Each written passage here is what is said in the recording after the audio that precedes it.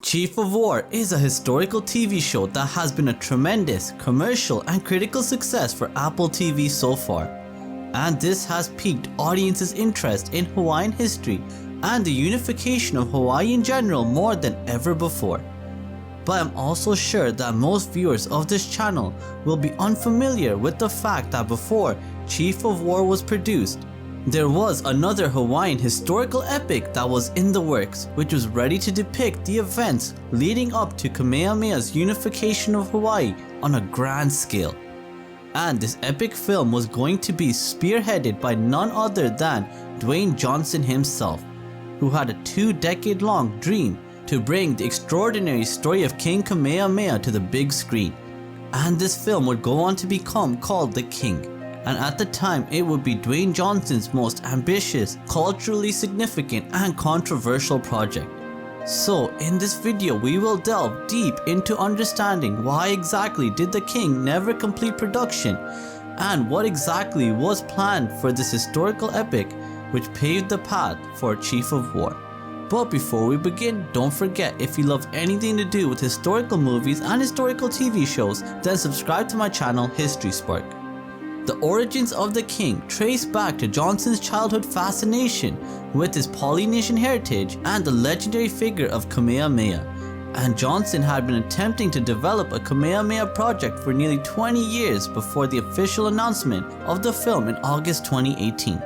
Making this far more than just another Hollywood assignment, it was a deeply personal mission to honor what he called the legacy of our people. And at the time, there was no reason to suspect this film would not complete production and become as controversial as it eventually did. The King had some top-tier talent associated with the project, with Randall Wallace, the talented writer who penned the script for Braveheart, writing the script for this Hawaiian epic, Robert Zemeckis, the director behind films like Forrest Gump and Back to the Future, leading from behind the camera, and Dwayne Johnson, set to star as King Kamehameha himself. And in 2019, while Johnson was filming Jumanji: Welcome to the Jungle in Hawaii, Dwayne Johnson, Zemeckis, and Wallace conducted a traditional Hawaiian blessing ceremony to demonstrate their commitment to cultural authenticity within the film, and to ensure that historical accuracy and authenticity was always prioritized. The production team made public commitments to extensively consult with Hawaiian historians and cultural experts while developing the film. If these ambitions had been fulfilled, then The King could have been one of the most epic, brutal, and intriguing historical films of recent memory.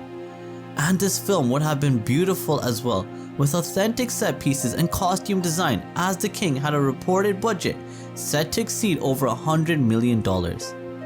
This huge budget would have made it the most expensive indigenous historical film ever created. But why did this historical movie, which had a tremendous amount of funding behind it, an excellent production team, and Hollywood's biggest star to market it, not see the day of light? Well, the answer to this question is complex, but factors like COVID and worldwide lockdowns didn't help. But the largest contributing factor to this film not starting production was the opposition this movie faced from the native Hawaiian community itself. And the backlash to The King was swift and substantial, and occurred pretty much immediately after the film was announced, as native Hawaiian scholars, activists, and community leaders voiced strong opposition to the project, centered on several fundamental concerns, the primary of which was that Dwayne Johnson was not a native Hawaiian, and just simply being of Polynesian heritage was not good enough for someone to portray one of the most revered figures in Hawaiian history. These critics were adamant that King Kamehameha should be portrayed by a native Hawaiian actor, and the majority of the cast should comprise of Hawaiian actors and actresses. Furthermore, many critics argued that any authentic portrayal of King Kamehameha should be told primarily in the Hawaiian language by native Hawaiian filmmakers, not by Hollywood outsiders seeking to profit from their sacred stories and history. And the loudest and most prominent concern amongst many activists was the broader worries about Hollywood's long history of misrepresenting indigenous cultures, highlighting the decades of stereotypical and inaccurate portrayals of indigenous people that had reduced the rich Hawaiian culture into a land of tourist fantasies and wonders. And in a political climate where indigenous and underrepresented voices were more powerful and louder than ever before, The King quickly became a project that began to garner widespread criticism and controversy before even one scene had been shot. But aside from criticism from the native Hawaiian community that this movie was trying to represent, there was another issue that hindered the production of The King, and that was COVID. As shooting for this film was set to begin in 2020, but of course due to lockdowns and other prevention measures, it meant that production for the film was delayed for at least a year. And during this time, the backlash against The King continued to grow, which would have made production studios Warner Brothers and New Line Cinema reluctant to proceed with the film. And by the time production could possibly have resumed, Dwayne Johnson was in higher demand than anyone could have possibly imagined and was already moving on to other, less controversial and more mainstream projects.